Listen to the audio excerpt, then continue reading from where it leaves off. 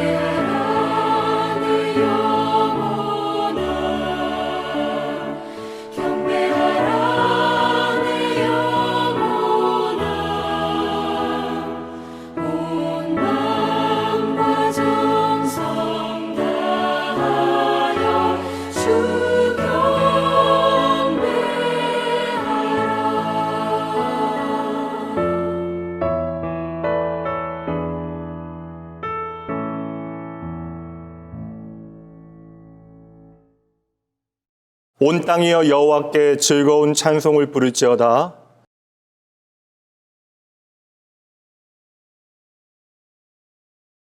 여호와가 우리 하나님이신 줄 너희는 알지어다.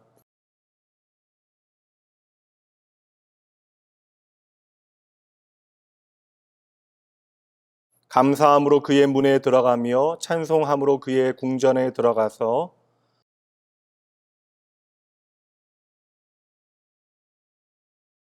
여호와는 선하시니 그의 인자하심이 영원하고 그의 성실하심이 대대에 이르리로다. 아멘. 전능하사 천지를 만드신 하나님 아버지를 내가 믿사오며 그 외아들 우리 주 예수 그리스도를 믿사오니 이는 성령으로 잉태하사 동정녀 마리에게 나시고 본디오 빌라도에게 고난을 받으사 십자가에 못 박혀 죽으시고 장사한 지 사흘 만에 죽은 자 가운데서 다시 살아나시며 하늘에 오르사 전능하신 하나님 우편에 앉아 계시다가 저희로서 산자와 죽은 자를 심판하러 오시리라. 성령을 믿사오며 거룩한 공예와 성도가 서로 교통하는 것과 죄를 사하여 주시는 것과 몸이 다시 사는 것과 영원히 사는 것을 믿사옵나이다. 아멘.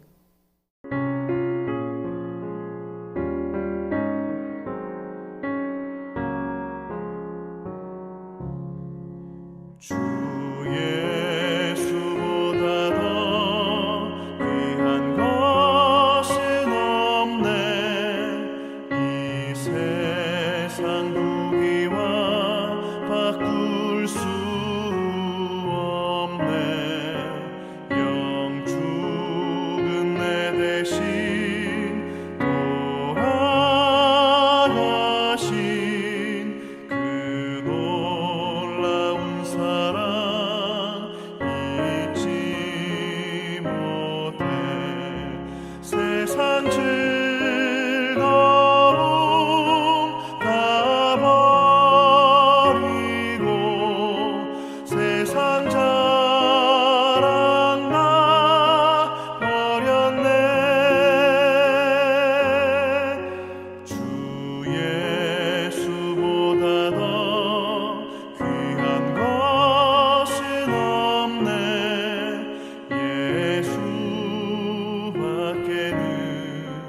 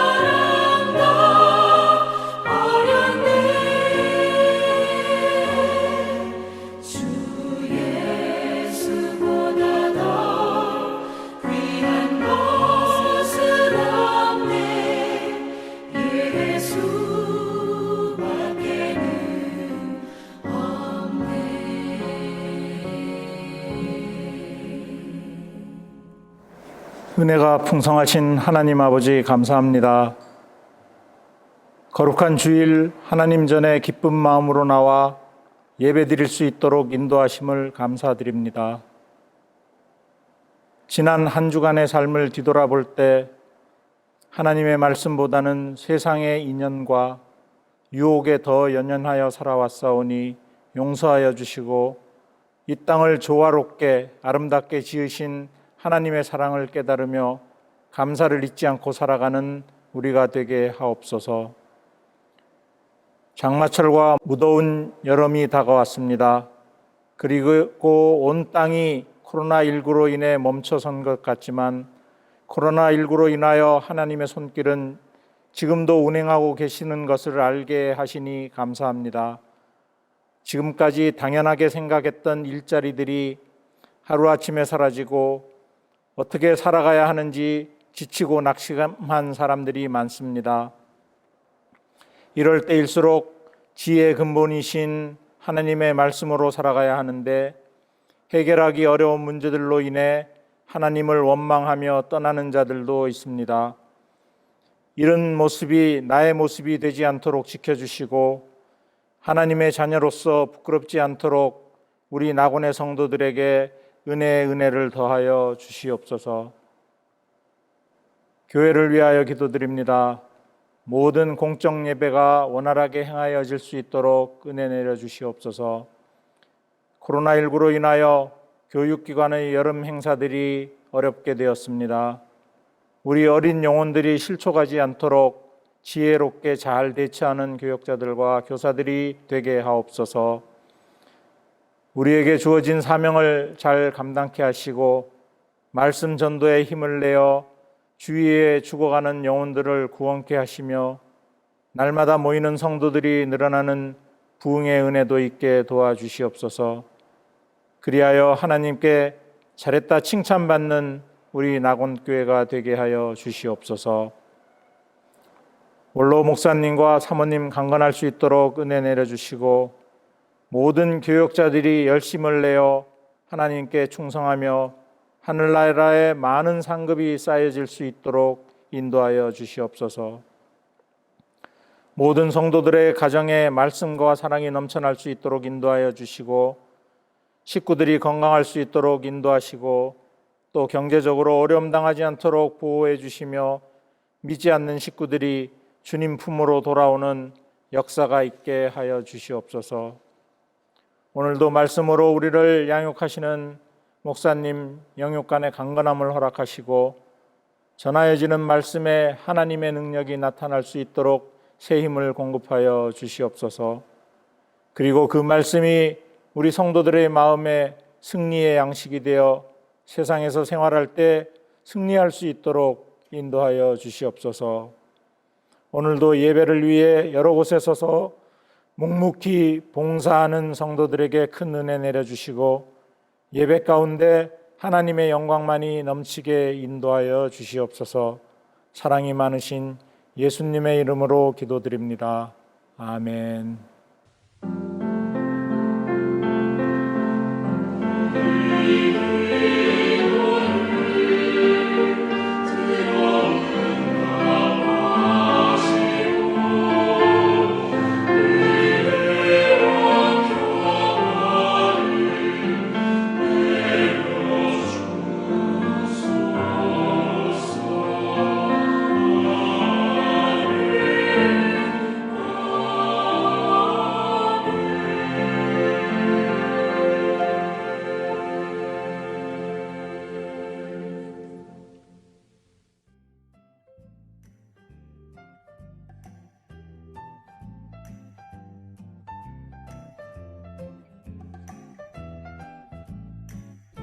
(2020년 7월) 첫째 주 주일 낙원교회 교회 소식입니다.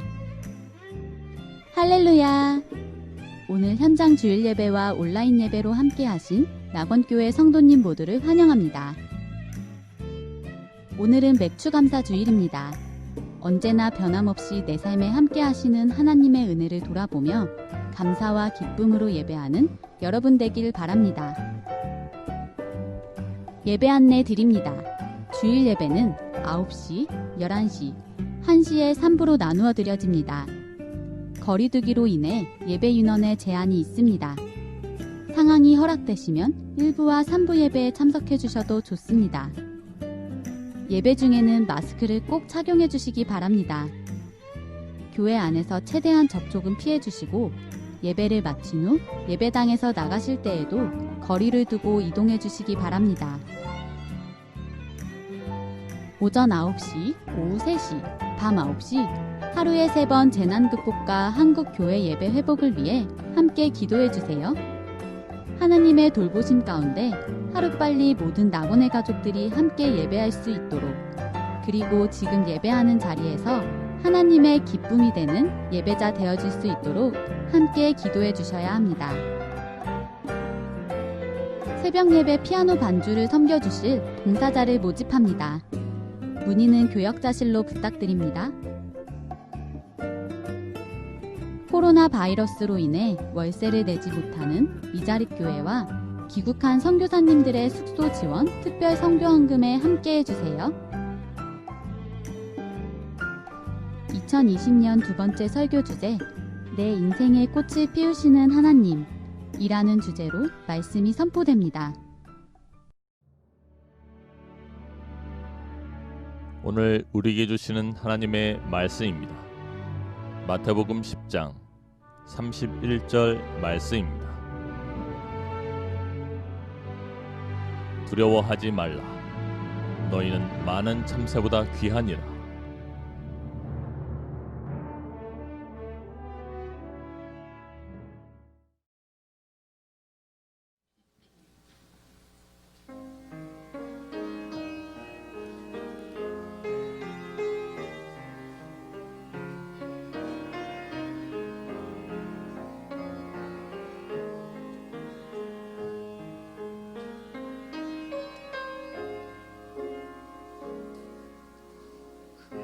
말씀 따라 선다고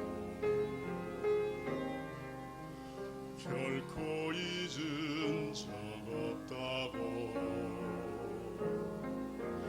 세상을 따라가지만 하나님을 잊진 않겠다고 십자가 질 수 있을까? 나를 부인할 수 있나? 항상 그 자리 내 모습 왜 다가서지를 못한가?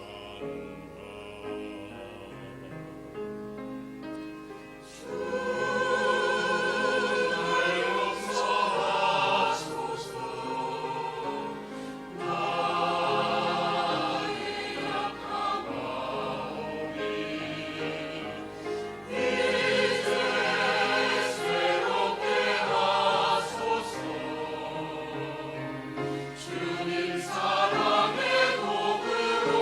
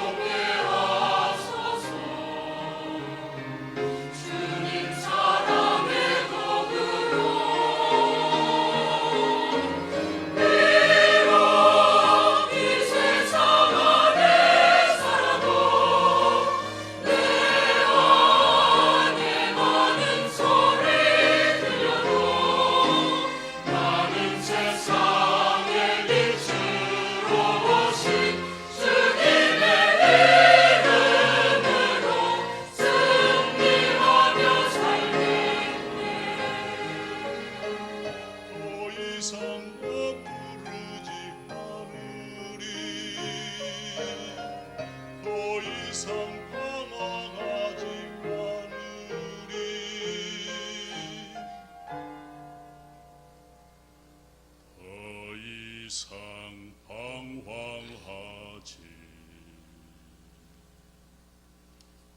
않으리.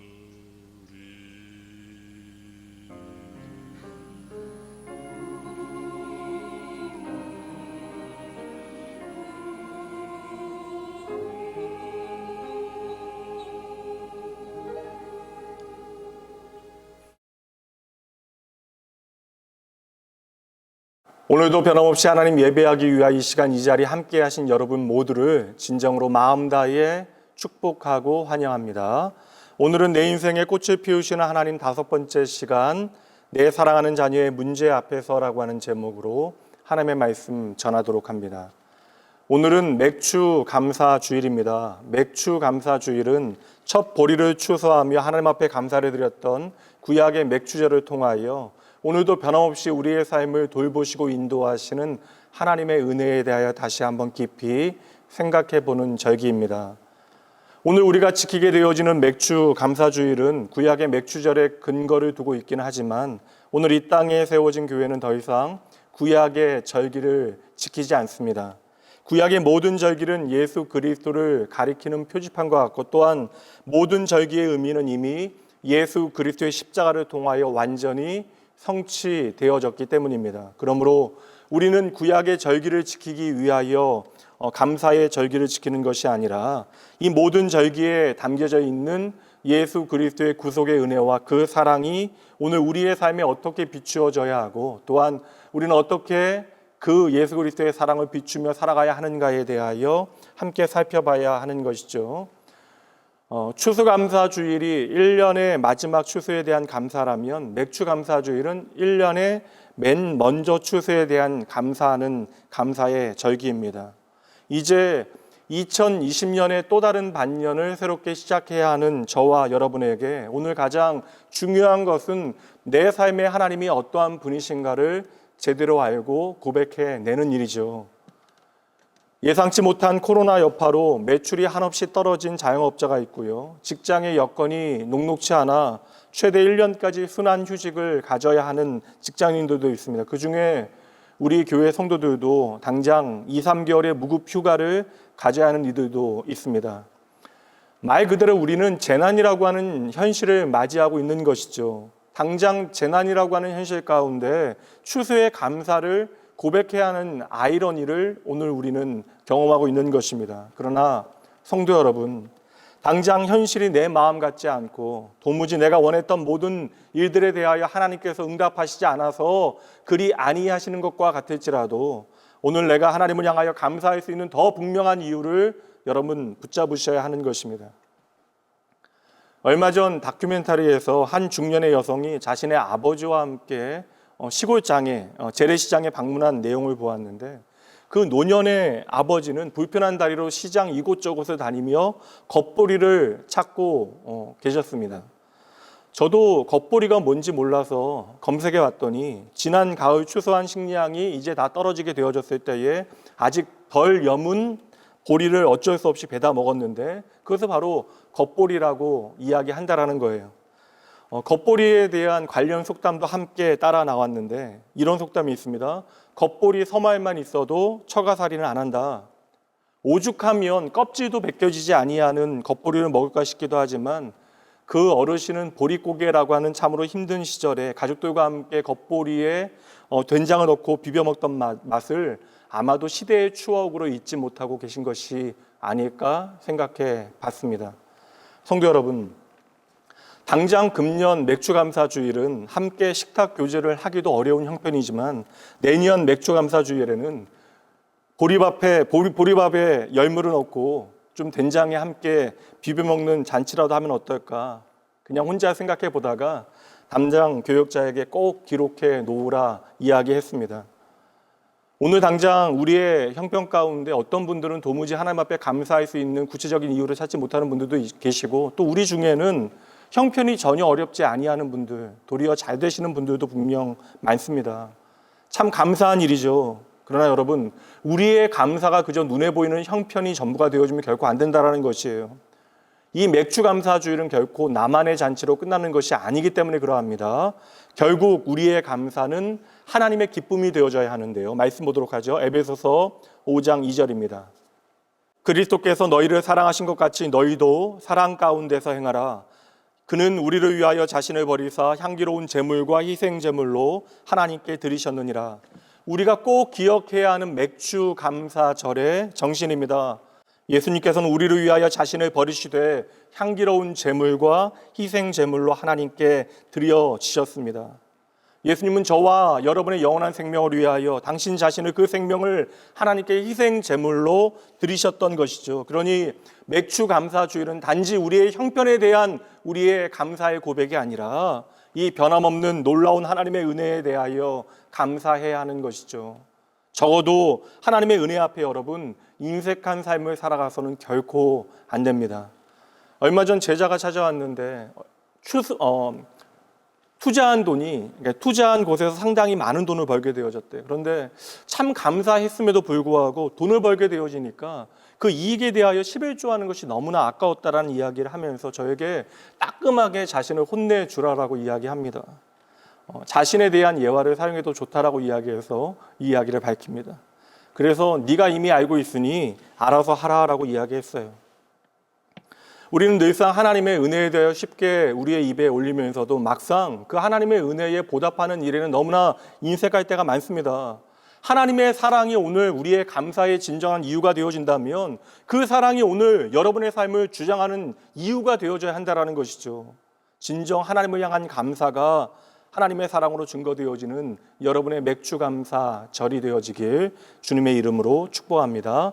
이제 하나님을 향한 감사하는 마음을 가지고 오늘 말씀의 주제로 한번 들어가 보도록 하겠습니다. 오늘은 자녀 양육에 대한 두려움 가운데 내가 좋은 부모인지 의심되어진 바로 그때에 사랑하는 자녀를 향한 부모의 두려움을 다루시는 하나님의 방법입니다. 결혼한 부부가 그 결혼을 진짜 현실로 받아들이게 되어지는 시점은 바로 부부에게 아이가 생기고 그 아이가 세상에 태어나면서부터 시작되어지는 것입니다. 서로를 향하여 제 아무리 집중하였던 사랑꾼 부부라 할지라도 아이가 태어나게 되어지면 그 부부의 모든 시선은 아이를 향하게 되어지는 것이죠. 그러니까 아이가 태어나면 삶의 방향 자체가 바뀐다는 말이 참으로 옳은 것입니다. 여러분, 한 가정의 세상에 가장 말이 안 통하는 대상이 들어오는 거예요. 갓난아이가 우는 것은 이해합니다. 그러나 시간을 정해놓고 좀 울면 얼마나 좋아요. 그러나 그 녀석은 밤새도록 부모가 가장 힘든 시간을 어찌 알고 그 시간에 울어 제낍니다. 뭘 원하는지 한마디만 해도 다 들어줄 터인데 그저 씩씩거리거나 낑낑거리거나 숨을 몰아쉬거나 찡찡거리거나 울기만 해요. 저희 가정에는 아이가 하나였는데 그 아이는 도무지 부모가 잠잘 시간을 주지 않았습니다. 태어나서 1년 가까이 거의 잠을 안 자고 울기만 하니까 아이 걱정에 영유아들을 위한 신경과까지 다녀왔습니다. 지친 아내를 재워야 하기에 잠시라도 아이를 업고 거리로 나와야 했는데 어느새 17년이라고 하는 시간이 지나갔건만 그 이른 새벽 공기의 기억이 제게는 생생하기만 해요. 초보 아빠에게 아이의 꿈틀거리는 작은 움직임이 얼마나 당혹스럽고 또한 어떻게 대처할지 몰라 쩔쩔매는 순간이었는지 여전히 저에게는 기억이 생생합니다. 그렇게 울어 제끼던 아이의 숨소리가 잦아들게 되어지면 안도했다가도 또 혹시나라고 하는 생각에 아이의 입가에 귀를 대고 생사를 확인하곤 했습니다. 아이가 유난히 심하게 울어 거품을 입에 물었을 때의 공포와 그 새빨개진 아이의 얼굴만큼 뛰는 제 가슴이 터질 것만 같았던 그러한 그때의 기억이 여전히 생생해요. 아이가 태어나기 전에 좋은 아빠가 되어줄 수 있는 그 방법에 대한 책을 여러 권 정독했음에도 불구하고 저는 아이가 태어나서 이내 깨닫게 되어졌습니다. 나는 아무것도 할 수 없구나. 성도 여러분, 제가 어쩌다가 아빠가 되었을까요?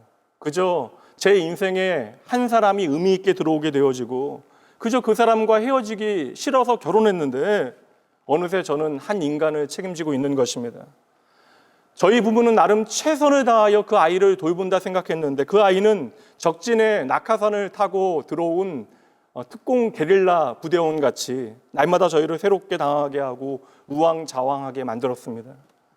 심한 변비에 걸려서 얼굴이 노랗게 된 울기만 하는 백이 된 아이의 변을 입으로 녹여가며 빼내면서 내 자신이 스스로 숭고한 부성에 감탄하기도 하고 밤 지새우며 아이가 울어제끼 그때에는 때로는 잠을 자는 척하며 자책하기도 했습니다. 그러한 전쟁 같은 시간이 지나가고 아이가 걷고 말하게 되어졌는데 그래서 이제 전쟁은 끝나고 아이와 평화협정을 맺은 것과 같다라고 생각했는데 다들 아시잖아요. 그때부터 진짜 전쟁이 시작되어지는 것입니다. 말 그대로 자녀 양육이라고 하는 것은 우리의 인생에 참으로 무거운 짐을 짊어지는 것이죠. 처음에는 그저 아이를 떨어뜨릴까 봐, 아이의 그 마음을 알아주지 못할까 봐, 아이를 잊어버릴까 봐 걱정을 했는데 좀 시간이 지나게 되어지자 감당 못할 문제들이 닥쳐오기 시작합니다. 그리고 오늘도 자녀 양육이라고 하는 그 현실 가운데 밤잠 이루지 못하는 부모들이 참으로 많이 있죠. 내 아이가 자라는 과정 가운데 벌어질 수많은 사건들을 언제나 부모가 넉넉하게 막아설 수 없기에 우리는 걱정하게 되어지는 것입니다. 지난주 아이가 다친 줄 알고 놀랐던 한 젊은 부부의 한 주가 그랬을 것 같아요. 그러나 그 젊은 부부도 이내 깨닫게 되어질 것입니다. 때로는 내 보호 안에서 다치게 되어지는 그 아이에 대해 또한 예방접종을 하며 통곡하는 아이를 바라보는 것보다 방문을 닫고 그 방에 들어가 도통 나오지 않는 아이를 기다리는 것이 더욱더 힘든 시간이라고 하는 사실을 언젠가 깨닫게 되어지겠죠. 내 아이의 마음이 어떠한 상태인지 어떻게 해야 이 아이에게 위로가 되어질지 도통 모르겠어요. 그래서 부모를 위하여 자녀를 위하여 기도하는 부모들의 눈에서는 특별히 엄마들의 눈에서는 굵은 눈물이 떨어지게 되어지는 것입니다. 그래도 여러분 방문을 잠그고 들어가 버리는 것은 다행이에요. 적어도 최소한 그 아이가 어디 있는지는 우리가 알고 있잖아요. 예전에 제가 섬겼던 다른 교회에서 새벽마다 그렇게 흐느끼며 우셨던 한 여자 성도님이 계시기에 담당 사역자에게 여쭤보니 그 성도님의 아들이 가출하여 6개월이 지나갔대요. 중학교 아이인데. 자식의 행방조차 모르는 엄마는 그렇게 가슴을 찢으며 흐느끼며 하나님 앞에 기도하는 것입니다. 오토바이 사고로 몇 달째 의식이 없던 아들을 번갈아 밤새 간호하고 또 번갈아 새벽마다 나오시며 기도했던 집사님과 권사님 부부가 여전히 기억에 생생해요. 자식의 고통을 당함에도 불구하고 잠자고 있을 부모는 세상 어디에도 없죠. 그리고 오늘 말씀은 그 부모의 수고하고 무거운 짐이 무엇인지를 우리에게 보여주게 되어집니다. 파리하게 그 생명이 희미해지는 딸을 바라보았던 아버지 야이로는 이제 도무지 가만히 앉아 있을 수가 없어요. 누가복음 8장 40절부터 말씀 봅니다. 예수께서 돌아오심에 무리가 환영하니 이는 다 기다렸음이러라. 이에 회당장인 야이로라 하는 사람이 와서 예수의 발 앞에 엎드려 자기 집에 오시기를 간구하니 이는 자기에게 12살 된 외딸이 있어 죽어감이러라. 예수께서 가실 때에 무리가 밀려들더라. 한 소녀가 죽어가고 있고 이 소녀의 아버지는 가버나움이라고 하는 도시의 리더였습니다. 마가복음 말씀에서도 그를 회당장 가운데 하나라고 기록하고 있으니 쉽게 이야기하면 그 사람은 지방 도시의 시장쯤 되어지는 사람입니다. 그런데 그가 갈릴리 바닷가로 예수님을 만나러 왔다라는 거예요. 그렇게 예수님을 찾아왔을 그때에는 회당장의 자격으로 예수님 앞에 나오는 것이 아니라 죽어가는 자식을 위하여 간청하는 아버지의 자격으로 예수님을 만나고 싶어 했던 것입니다. 얼마나 그의 마음이 급했는지 그 위치에 걸맞는 체면이나 예의를 갖추고 말할 틈이 없는 거예요. 한마디의 인사치레나 덕담도 없이 그저 넋이 나간 사람처럼 예수님을 향하여 곧장 이야기합니다. 마가복음 5장 22절 말씀부터 보죠. 회당장 중에 하나인 야이로라 하는 이가 와서 예수를 보고 발 아래 엎드리어 간곡히 구하여 이르되 내 어린 딸이 죽게 되었사오니 오셔서 그 위에 손을 얹으사 그로 구원을 받아 살게 하소서. 복음서를 읽다 보면 자식 문제로 예수님 앞에 달려온 여러 부모들을 만나게 되어집니다. 가나안 산골에서 질풍처럼 달려온 엄마는 예수님을 향하여 부르짖죠. 마태복음 15장 22절입니다. 가나안 여자 하나가 그 지경에서 나와서 소리질러 이르되 주 다윗의 자손이여 나를 불쌍히 여기소서 내 딸이 흉악하게 귀신 들렸나이다 하되 또 다른 아버지는 심각한 뇌병변으로 툭하면 발작을 일으키는 아들을 고쳐달라고 제자들을 해치고 예수님 앞에서 눈물로 호소합니다. 마가복음 9장 24절입니다. 곧 그 아이의 아버지가 소리를 질러 이르되 내가 믿나이다 나의 믿음 없는 것을 도와주소서 하더라. 오늘 말씀에 죽어가는 아이의 아버지인 야이로나 가나안 여인이나 간질병자의 아버지는 전혀 다른 삶의 형편과 상황 가운데 살아왔으나 그들은 지금 같은 이유로 주님 앞에 나옵니다. 그들은 모두 고통받는 자녀 문제로 씨름하는 부모들이었습니다. 그들은 모두 한 손으로는 자신들의 자녀의 손을 꼭 붙잡고 다른 한 손으로는 그리스도를 향하여 그 손을 힘껏 내뻗고 있는 것이죠. 그때마다 주님은 예외 없이 그들의 간절한 부르짖음에 응답하시되 어느 누구도 그 어떤 이유로도 주님께서는 그들을 외면한 적이 없으셨다는 것이에요. 예수님께서는 자녀 문제로 주님 앞에 나와 부르짖는 그들의 외침에 한결같은 온유함으로 따뜻함으로 그들을 맞아주시고 엄마 아빠의 마음 깊이 숨겨져 있었던 그 모든 두려움과 염려에 주목해 주십니다. 성도 여러분, 이제 여러분들은 그 이유를 아십니까? 그 무엇보다 저와 여러분의 자녀는 먼저 하나님의 자녀이기 때문에 그러합니다. 시편 127편 3절 말씀입니다. 함께 읽어보죠. 보라, 자식들은 여호와의 기업이요 태의 열매는 그의 상급이로다. 이 땅에 존재하는 모든 생명은 창조주 하나님의 것입니다. 바로 저와 여러분도 하나님의 것이고 내 사랑하는 자녀들도 하나님의 소유인 것이죠. 아이들이 부모의 품으로 들어오기 전에 이미 그 영혼은 하나님의 품 안에 있었습니다. 그리고 그 아이가 아빠와 엄마 사이에서 태어난 다음에도 여전히 그 아이는 하나님의 소유입니다. 성도 여러분, 그러나 우리가 얼마나 이 사실을 자주 까먹는지 몰라요.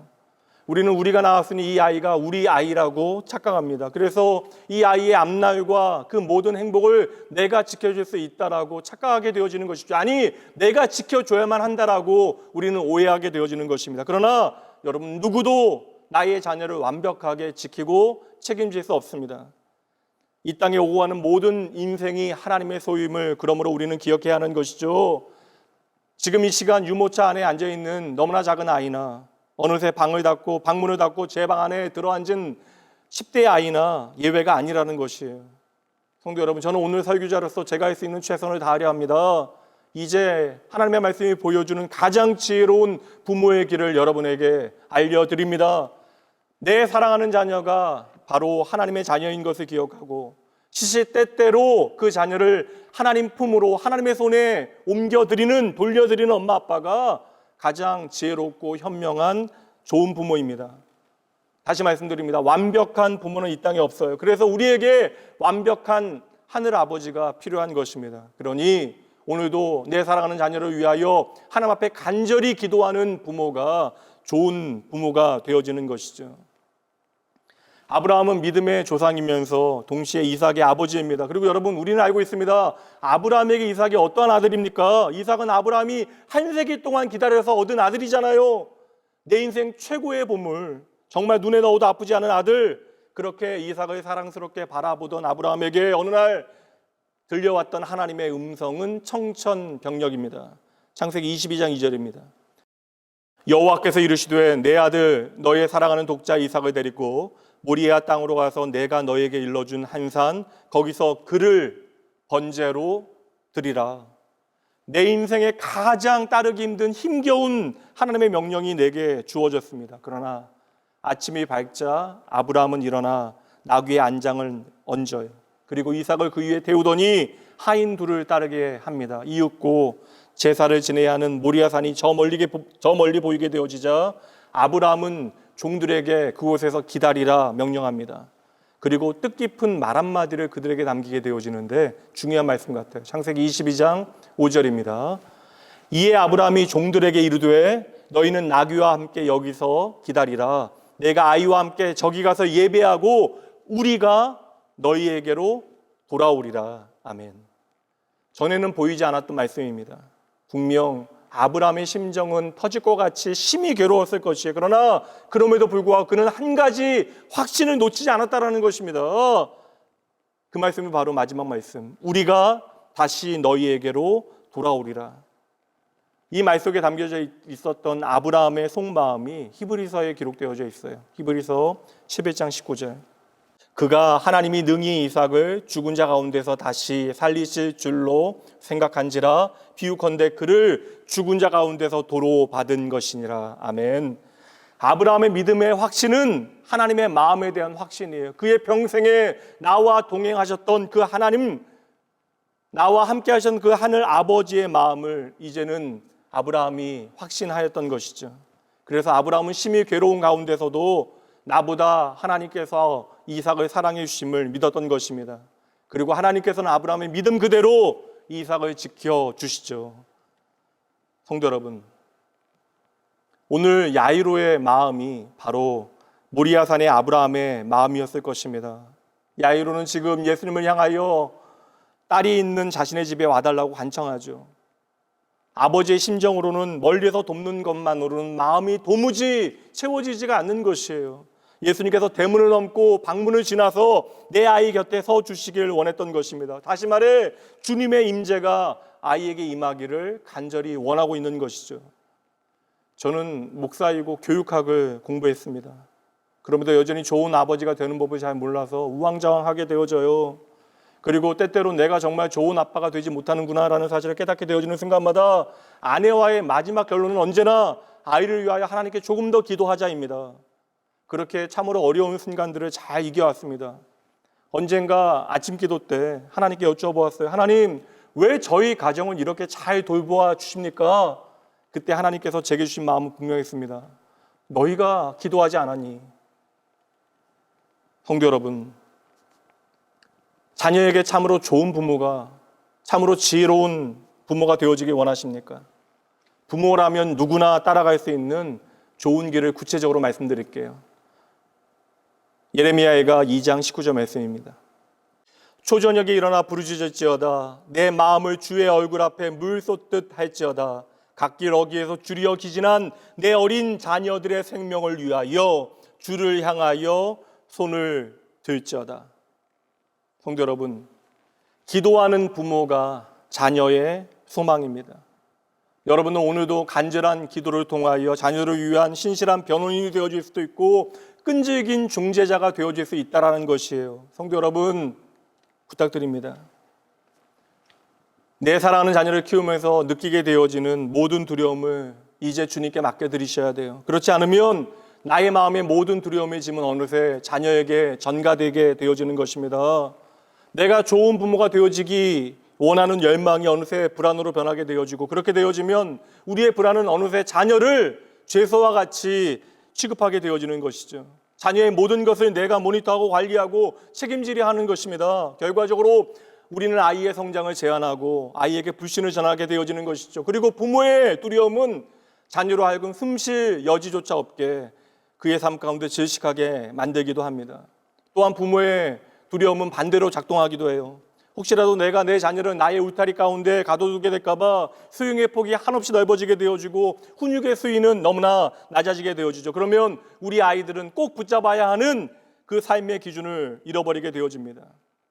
우리는 그렇게 양극단에 서서 좋은 부모가 되어지지 못할까봐 오늘도 두려워하고 있는 것이죠. 그러니 여러분, 저와 여러분 모든 부모들은 오늘 기도해야 합니다. 자녀를 위한 우리의 기도는 자녀를 키우면서 우리 안에 어쩔 수 없이 가득 채워지는 그 모든 염려와 두려움을 식혀줍니다. 우리가 자녀를 위하여 기도하게 되어질 때 우리가 짊어질 수 없는 모든 짐을 드디어 주님께 맡겨드리게 되어지는 것이죠. 성도 여러분, 예수님께서는 자녀 양육에 대한 구체적인 이야기를 말씀에 담아놓지 않으셔서 거의 말씀하지 아니하십니다. 모유 수유에 대하여, 체벌에 대하여, 경쟁으로 가득 찬 학교 교육에 대하여 언급하지 아니하십니다. 단 그 모든 문제들에 대한 해결책으로 한 가지 분명한 길을 우리에게 보이시는데 오늘 말씀을 통해서도 우리는 그 길을 배우게 되어지는 것이죠. 우리가 사랑하는 자녀의 손을 꼭 붙들고 주님께 오면 언제나 주님은 응답해 주신다라는 것입니다. 그래서 부모는 기도할 때마다 그리스도께서는 한 번도 예외 없이 그 기도에 응답해 주십니다. 오늘 말씀의 야이로를 통해서도 주님은 오늘 우리에게 메시지를 보내시는 것이죠. 너희의 자녀들을 나에게 데려와라. 내가 그 아이들을 책임지마. 성도 여러분, 반드시 기억하셔야 돼요. 나의 어린 자녀들을 기도의 온실에서 건강히 자라나도록 하셔야 합니다. 내 자녀로 하여금 내가 너희를 위하여 항상 기도하고 있다는 사실을 알게 하셔야 돼요. 정말 중요합니다. 당장 철이 없어서 부모의 모든 마음을 다 이해하지 못한다 할지라도 나를 위하여 기도하는 부모의 모습을 기억하게 하셔야 한다는 것이죠. 내가 언젠가 도무지 내 아이의 문제를 책임질 수 없는 그 순간, 내 아이가 너무나 어려워 방황하고 있는 그 시간에 나를 향한 부모의 기도에 대한 그 모든 기억들은 그 위기의 순간에 나를 다시 일어나게 만드는 힘이 되어짐을 여러분 믿으셔야 돼요. 여러분의 자녀로 하여금 내가 하나님 앞에 어떠한 존재인가를 충분히 인식할 수 있도록 여러분 그 자녀들을 위하여 오늘부터 기도해 주셔야 합니다. 미국에 있을 때에 침례교회 성찬에 회중으로 참여한 적이 있어요. 제 앞에 한 젊은 아빠가 앉았는데 어린 꼬맹이가, 유치원생으로 보이는 꼬맹이가 성찬에 대하여 아빠에게 물어봐요. 그러자 아빠는 그 성찬의 의미에 대하여 아이에게 귓속말로 조용히 설명하기 시작합니다. 사실 유치원 꼬맹이에게 성찬에 대하여 예수의 십자가 보혈에 대하여 그 빵과 포도주에 대하여 설명한다는 것은 불가능한 과업의 일이지만 그럼에도 불구하고 아빠는 낮은 목소리로 아이를 위하여 최선을 다합니다. 그리고 십자가의 의미에 대해 설명해 줘요.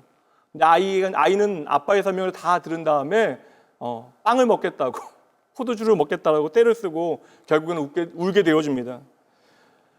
그런데 이 아빠는요, 이 우는 아이를 잘 달래고는 아이의 손을 붙잡고 기도를 해주는 거예요. 그날 아이는 결국 빵과 포도주를 먹지는 못했지만 그 아이는 정말 좋은 아빠를 가진 것이죠. 그날 아이는 아빠의 말을 전혀 이해하지 못했을지언정 그 아이에게 그날의 경험은 아주 소중한 신앙의 자산이 되어졌을 것이라 저는 확신합니다. 성도 여러분, 제 아무리 슈퍼맨과 같은 부모라 할지라도 자녀의 삶 가운데 닥쳐오는 모든 어려움들을 다 막아설 수는 없는 법이에요. 그러나 적어도 여러분, 모든 위험으로부터 내 사랑하는 자녀를 지켜낼 수는 없다 할지라도 우리는 생명의 근원 대신 예수님께 그 자녀를 데리고 나아갈 수는 있습니다. 내 사랑하는 자녀를 그리스도 예수께 맡겨드리는 것은 충분히 가능하다는 것이죠. 당장 어떠한 결과가 있다 할지라도 여러분 믿으셔야 돼요. 주님은 반드시 우리가 주님께 내 자녀를 맡겨드리면 그 자녀를 지켜주실 것입니다. 때때로 기도하는 가정에도 예기치 못한 일들이 벌어질 수 있어요. 예수님의 일행이 야이로와 함께 그의 집으로 가고 있을 때에 회당장의 집에서 사람들이 달려와 말합니다. 당신의 딸이 죽었습니다. 이제 모든 것이 끝났습니다. 이제 예수님께서 나와 함께 가시기에 소망이 보인다라고 생각했는데 모든 것이 정말 끝나버린 것이죠. 그러나 예수님께서는 주변의 사람들의 말에 아랑곳하지 아니하시고 야이로를 향하여 말씀하십니다. 누가복음 8장 49절입니다. 두려워하지 말고 믿기만 하라. 그리하면 딸이 구원을 얻으리라. 이 순간 아버지 야이로는 극단적으로 엇갈리게 되어지는 세상의 목소리와 예수님의 말씀 사이에서 심히 그 마음이 요동하였을 것이에요. 세상은 야이로를 향하여 말합니다. 이제 끝났습니다. 당신의 딸이 죽었습니다. 그러나 예수님께서 말씀하시죠. 두려워하지 말라. 아니라 믿기만 하라.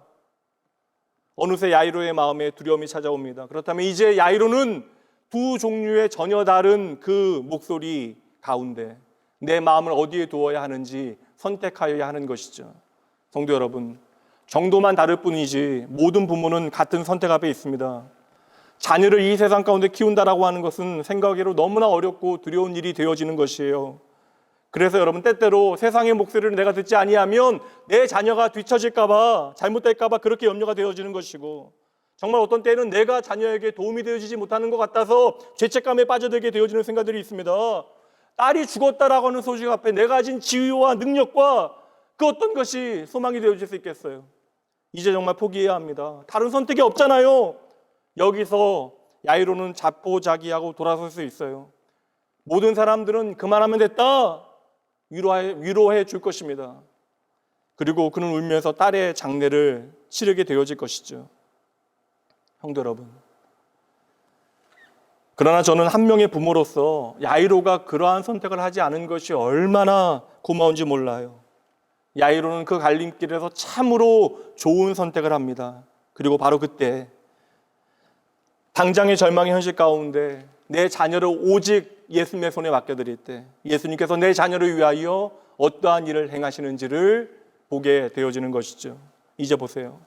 절망의 현실 가운데 믿음의 편에 선 아버지 야이로와 함께 그 가정의 생명의 주 되신 예수님께서 어떠한 일을 행하시는지 함께 보도록 합니다. 예수님께서 오직 그 순간 그 가정에만 집중하시고 그들을 하나로 묶어내시는데요. 누가복음 8장 51절입니다. 그 집에 이르러 베드로와 요한과 야고보와 아이의 부모 외에는 함께 들어오기를 허락하지 아니하시니라. 예수님께서는 아이의 아버지의 믿음의 선택에 더불어 아이의 엄마를 함께 하게 하십니다. 무슨 연유인지는 모르겠지만 사랑하는 딸이 죽어버린 그 현장에 있었던 어미의 심정이 얼마나 참담하였겠습니까? 아이의 어미는 아마도 죽은 아이 앞에서 통곡하고 있었을 것이고 어찌 보면 혼절했는지도 몰라요. 그리고 마지막까지 함께 그 자리를 지켜주지 않았던 남편을 원망할지도 모릅니다. 그렇게 사랑하는 자녀의 죽음 앞에 그 가정은 깨어지게 되어진 것이죠. 우리의 경우를 생각해 보면 자녀를 향한 부모의 마음은 언제나 사랑이고 동일한데 어려움에 빠진 자녀를 돌보는 일에 아빠와 엄마의 마음이 나뉘어지게 되어지고 깨어지게 되어집니다. 그래서 여러분, 부부싸움의 가장 많은 이야기들이 자녀에 대한 이야기잖아요. 절망적인 상황 가운데 그렇게 한 가정이 분열되어지는 그 순간, 그 절망의 현장, 그 죽음의 현장 가운데 예수님께서는 모든 가족들을 한자리에 모으십니다. 성도 여러분, 성경에 단 한 줄 표현되어진 이 말씀의 현장을 머릿속에 그려보셔야 돼요. 아이의 방문 앞에서 이미 넋이 나가버린 그 어미를 부르십니다. 사실 그러실 필요 없잖아요. 정신이 나가버린 어머니를 그냥 두고 야이로와 함께 그 방에 들어가 아이를 고쳐내시면 되는 거예요. 살려내시면 되는 것입니다. 하지만 예수님께서는 그 현장에 엄마와 아빠가 함께하기를 바라셨던 것입니다. 그렇게 주님은 기쁜 절망과 좌절의 현장, 그 사랑하는 딸의 죽음이 있는 그 자리에 부모를 함께 모이게 하십니다. 그리고 가장 먼저 그들의 마음 가운데 있었던 불신을 몰아내시는 것이죠.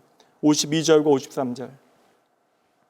모든 사람이 아이를 위하여 울며 통곡하며 예수께서 이르시되 울지 말라, 죽은 것이 아니라 잔다 하시니 그들이 그 죽은 것을 아는 고로 비웃더라.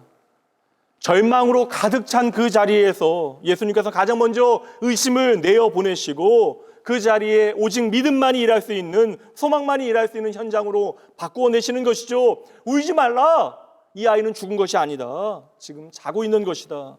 다른 사람들이 비웃건 말고 그것은 전혀 예수님께 중요하지 않아요. 주님께서는 이 말씀을 그 어미와 아비에게 하시고 계시는 것입니다. 그리고 주님께서는 일하시는데요. 54절부터 말씀 봅니다.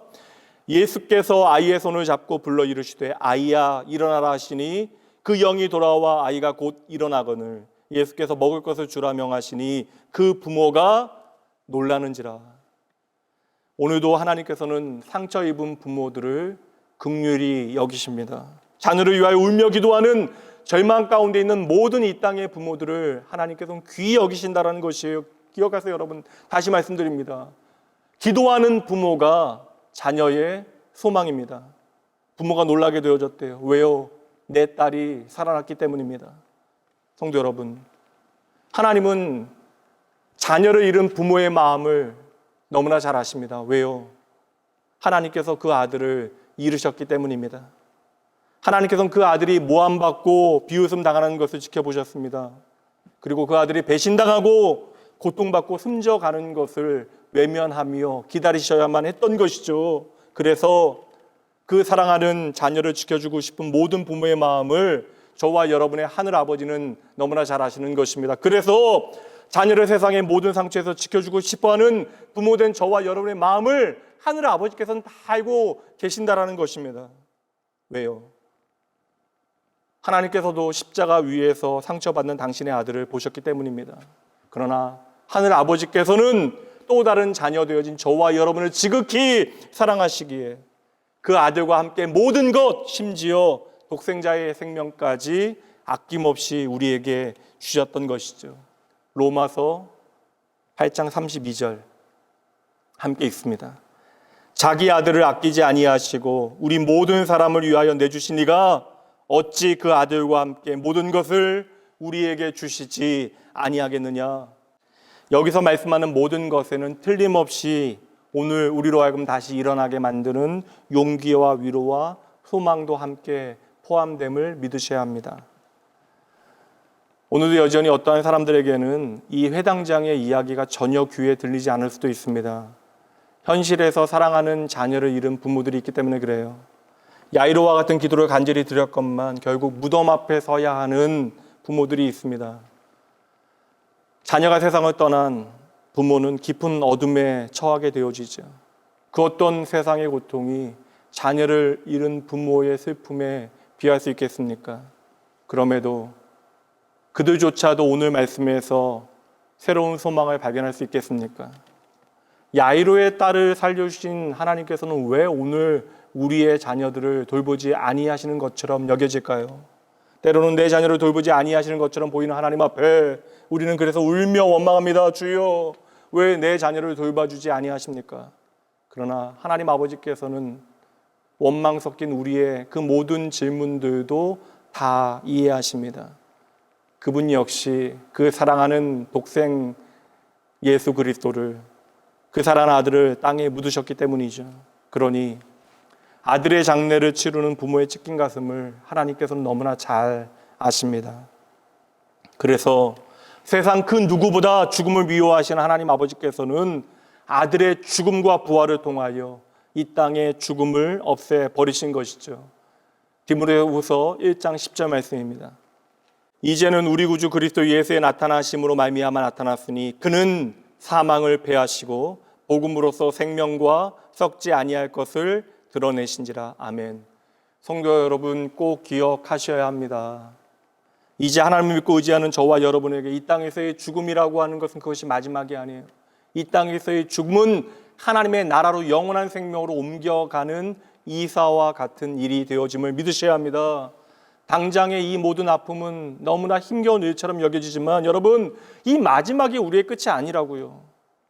심지어 내 사랑하는 자녀를 더 이상 내 품에 안지 못한다 할지라도 그 사랑하는 아이는 이미 하나님의 품에 가장 안전하게 안겨 있음을 믿으셔야 합니다. 예수님은 충분히 야이로의 딸이 죽기 전에 그곳에 도착할 만한 능력이 있으십니다. 그러나 아이의 죽음을 그 부모로 확인하게 하신 후에 그 집에 들어가시오. 두려워하지 말라, 이 아이가 잔다 하신 이유는 이 육신의 죽음이 결코 끝이 아님을 오늘 우리에게 말씀해 주시는 것입니다. 오늘 우리는 아버지 야이로의 비슷한 자리에 오랫동안 머물고 있잖아요. 하나님을 향하여 기도를 드린 지 오래되었건만 내 기도에 하나님께서 너무나 응답하지 아니하시는 것처럼 여겨집니다. 자녀를 위하여 장막빛 같은 눈물을 흘리며 간구하고 있건만 여전히 우리는 내 자녀를 향하여 달려오시는 예수님을 바라보지 못해요. 때로는 하나님의 선하심에 대한 확신이 흔들리게 되어지고 주님께서 나의 사랑하는 자녀들을 잊으신 것이 아닐까 염려되기도 합니다. 그러나 성도 여러분, 예수님은 결코 나의 사랑하는 자녀들을 잊지 아니하십니다. 하나님께서는 결코 부모의 기도를 외면하지 아니하심을 여러분 믿으셔야 돼요. 그렇다면 우리가 할 수 있는 일은 내 사랑하는 자녀를 주님의 손에 옮겨드리는 일이죠. 맡겨드리는 일이죠. 그때에 하나님께서는 내가 기대하지 못했던 멋진 방법으로 그 아이를 우리에게 돌려주실 것입니다.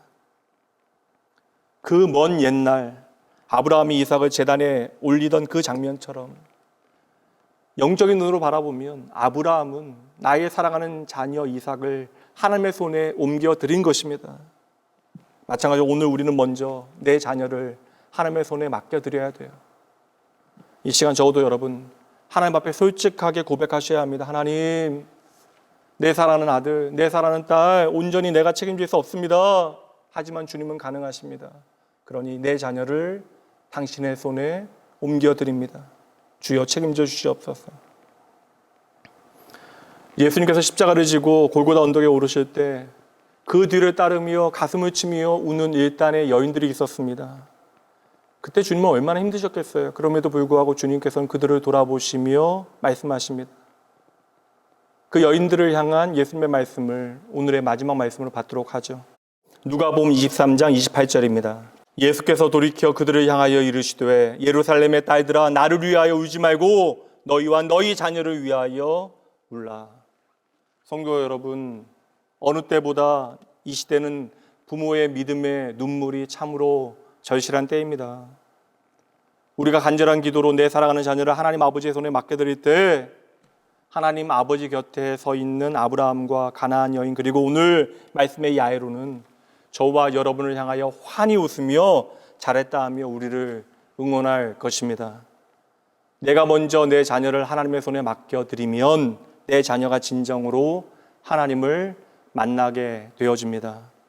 나의 기도를 오늘도 들으시고 내 사랑하는 자녀를 만나 그들의 인생에 아름다운 믿음의 꽃을 피워내시는 참 좋으신 하나님을 여러분 반드시 믿으셔야 합니다. 함께 기도합니다. 너희 중에 누구든지 지혜가 부족하거든 모든 사람에게 후히 주시고 꾸짖지 아니하시는 하나님께 구하라. 그리하면 주시리라. 하나님 아버지, 오직 주의 이름만이 우리의 소망이 되어집니다. 우리를 자녀로 삼으시고 구원의 은혜 가운데 거하게 하시니 감사합니다. 이 시간 이 자리 만약 하나님 아버지께서 당신의 자녀 되어진 우리를 잊어버리신다면 우리의 삶에 그 어떤 소망도 없음을 저희들 주님 앞에 고백합니다. 부모는 누구나 될 수 있지만 좋은 부모가 되어진다는 것은 참으로 쉽지 않음을 저희들 깨닫게 되어집니다. 주여, 연약하고 부족한 부모 되어진 저희들로 하여금 먼저 나의 연약함 까닭에 하나님 아버지를 믿음으로 바라보게 하여 주시옵소서. 아버지여, 이제 그만 안달복달하게 하시고 내게 주신 자녀 하나님께서 책임지시고 키우심을 믿게 하여 주시옵소서. 내 자녀 나 혼자 책임지겠다고 꼭 잡고 있었던 나를 향하여 이 아이를 위하여 자리 좀 내어달라고 말씀하시는 주님의 음성을 듣습니다. 내 자녀를 주님의 손에 맡겨드립니다라고 늘상 고백하지만 결국 이 아이를 주님으로부터 멀리 떨어지게 했던 내 자신, 어느새 하나님을 아이들의 마음 문 밖에 서게 해주도록 문을 잠가버리고 아이들의 삶을 내 마음대로 간섭하고 욕심부리고 발부둥 쳤던 모든 것들을 이 시간 주님 앞에 회개합니다. 주여, 하나님의 말씀은 저 멀리 던져놓고 세상의 방법만으로 아이들에게 강요하며 당장 눈앞에 보이는 성공이 전부인 것처럼 그들의 손에 쥐어지는 것으로 내가 좋은 부모인 것처럼 착각하지 말게 하여 주시옵소서. 자녀를 향한 믿음의 삶의 중심임을 저희들 말하면서 언제나 믿음 없음을 보이는 저희들이었습니다. 주여, 이제 내가 빵점 부모임을 깨닫게 하시고 100점 되신 하나님께 내 아이를 맡겨드리게 하여 주시옵소서. 나보다 내 아이를 더 잘하시고 사랑하시는 주님의 손에 내 아이를 맡겨드리게 되어질 때 내 사랑하는 자녀가 하나님의 기쁨이 되어지는 하나님의 자녀답게 자라남을 잊지 말게 하여 주시옵소서. 아버지 하나님, 하나님 오늘도 자녀를 향하여 간절히 기도하는 부모의 모든 기도를 들어주심을 저희들 믿습니다. 아이에게 자신조차도 미처 깨닫지 못하는 재능들을 깨닫게 하시고 생각하지 못한 방향으로 아이의 앞날을 풀어주실 하나님의 일하심을 믿음으로 바라봅니다. 이 세상에서 중심을 가지고 하나님만 바라보며 살아가는 것이 너무나 힘이 들지만 하나님의 말씀을 믿고 하나님의 손에 내 자녀를 맡겨드리고 오로지 기도를 통하여 지혜로운 부모가 되어지기 위하여 오늘부터 기도하는 좋은 부모의 길을 걸어가게 하여 주시옵소서. 저희들로 하여금 나의 생각, 나의 고집, 나의 욕심 내려놓고 하나님의 손에 내 사랑하는 자녀를 온전히 맡겨드림으로 내 사랑하는 자녀의 삶에 아름다운 하나님의 뜻이 꽃피울 수 있도록 성령 하나님 친히 역사하여 주시옵소서. 이 자리에 모든 부모들로 하여금 기도가 자녀의 삶을 향한 부모의 가장 아름다운 사랑임을 깨닫게 하시는, 오늘도 믿음의 가정들을 넉넉히 돌보시고 책임져 주시는 우리의 생명 되신 예수 그리스도 그 아름다운 이름으로 간절히 기도합니다. 아멘.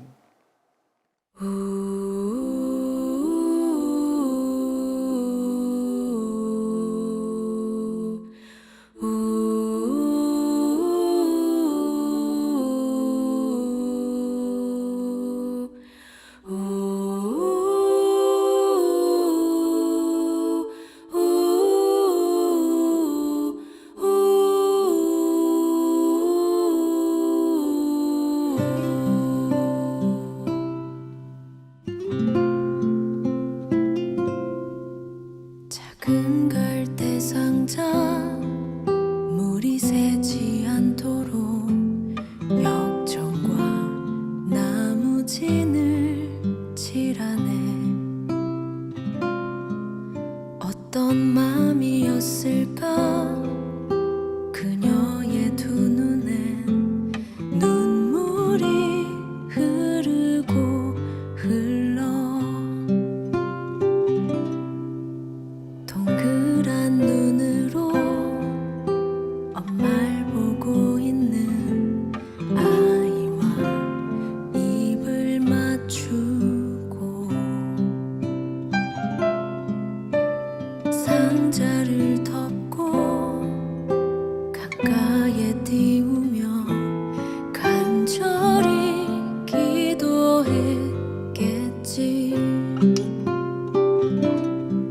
정처 없이 강물에 흔들흔들 흘러내려가는 그 상자를 보며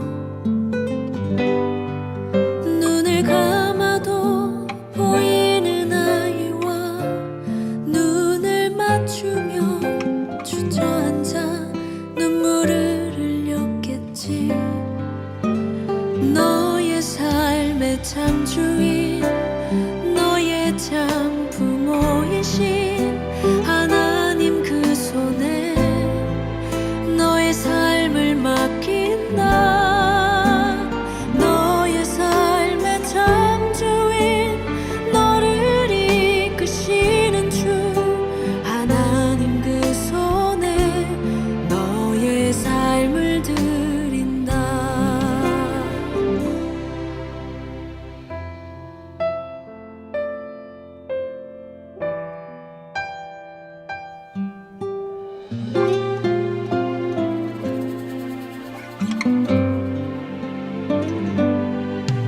어떤 마음이었을까 그녀의 두 눈에 눈물이 흐르고 흘러 정처 없이 강물에 흔들흔들 흘러내려가는 그 상자를 보며 눈을 감아도 보이는 아이와 눈을 맞추며 주저앉아 눈물을 흘렸겠지. 너의 삶의 참 주인 너의 참 부모이신 하나님 그 손에 너의 삶을 맡긴다. 너의 삶의 참 주인 너를 이끄시는 주 하나님 그 손에 너의 삶을 드린다. 그가 널 구원하시리.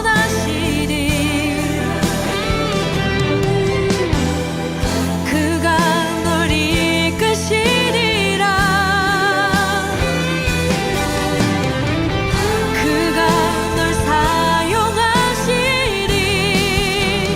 그가 너를 인도하시리.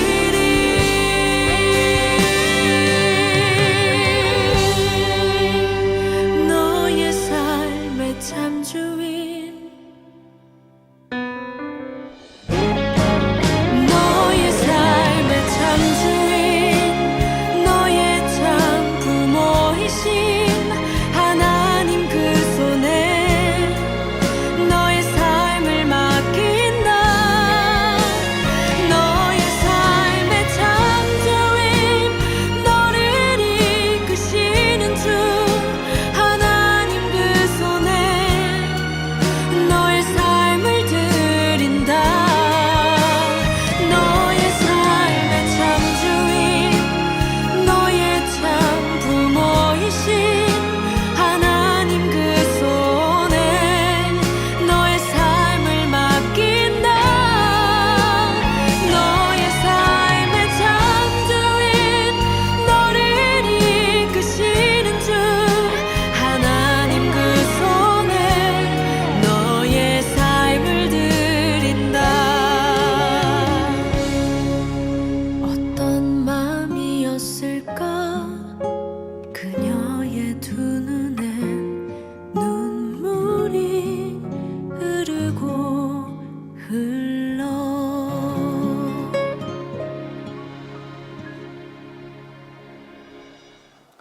나의 유일한 믿음과 소망과 사랑의 이유 되신 하나님 나의 아버지요, 이 시간 하나님만이 나의 전부 되심을 기억하고 이 시간 그 믿음에 합당한 믿음의 고백을 하나님 앞에 올려드립니다.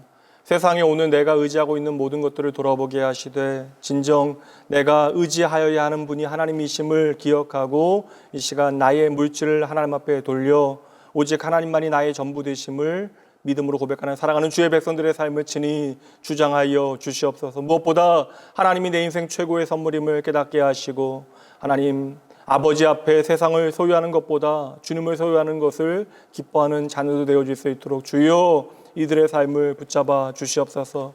사랑하는 자녀들을 붙들어 주시되 이들의 삶의 모든 자리에서 오늘도 변함없이 일하시는 하나님의 일하심을 날마다 깊이 경험하게 하여 주시옵소서. 이 시간 마땅히 드려야 하는 감사와 찬양을 주님 앞에 올려드리며 오늘도 우리의 삶에 기적과 같은 놀라운 일들을 행하여 주시는 우리의 생명 되신 예수님 이름으로 간절히 축복하며 기도합니다. 아멘. 평화 하나님의 평강이 당신의 삶에 넘쳐나기를 평화 하나님의 평강이 당신의 삶에 가득하기를 축복합니다. 이제는 우리 주 예수 그리스도의 은혜와 하나님의 사랑하심과 성령 하나님의 함께하심이 나의 욕심과 세상의 방법에 매여 길을 잃은 모든 믿음의 부모들로 하여금 이제는 나보다 더 내 자녀를 잘 아시고 끝까지 책임져 주시는 하나님의 약속의 말씀을 믿고 하나님의 손에 온전히 내 아이들을 맡겨드리고 이제 먼저 기도하는 지혜로운 부모가 되기로 결단하는 모든 믿음의 부모들을 위해 그리고 그들의 자녀들과 믿음의 가정들과 모든 삶의 자리마다 지금으로부터 영원까지 함께 있을지어다. 아멘.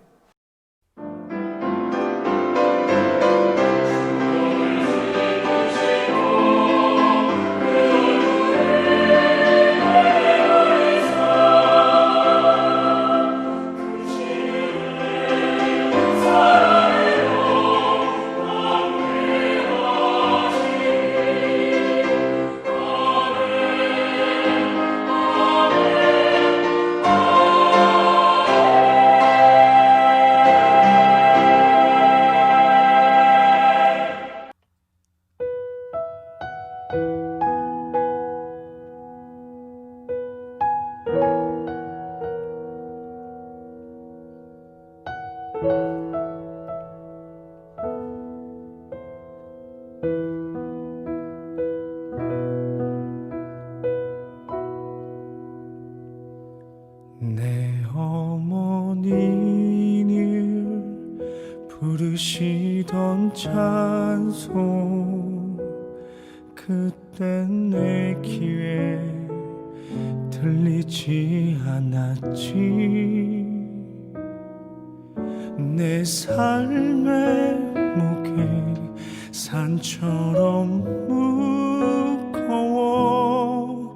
기나긴 한숨 속에 묻혀버린 이 찬송 내 어머니를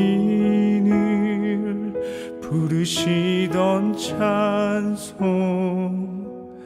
이젠 내 맘에 울리어오네.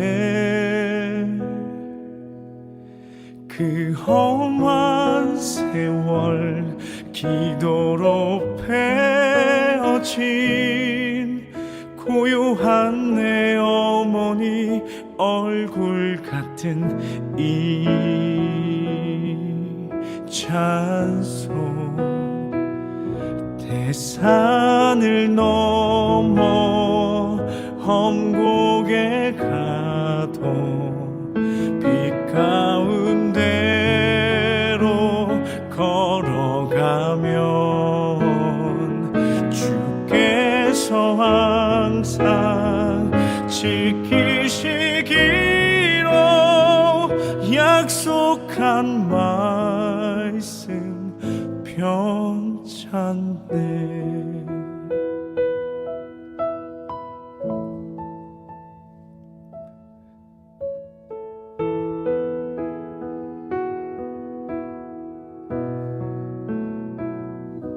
내 어머니를 부르시던 찬송 나의 가는 길 비추어주네. 내 마지막 호흡 멈춘다 해도 영원한 나라에서 함께 부를 이 찬송 대산을 넘어 험곡에 가도 빛 가운데로 걸어가면 주께서 항상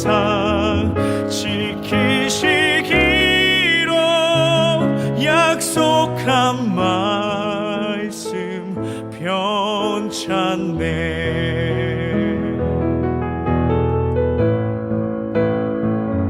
하늘의 영광, 하늘의 영광, 나의 맘속에 차고도 넘쳐. 할렐루야를 힘차게 불러 영원히 주를 찬양하리.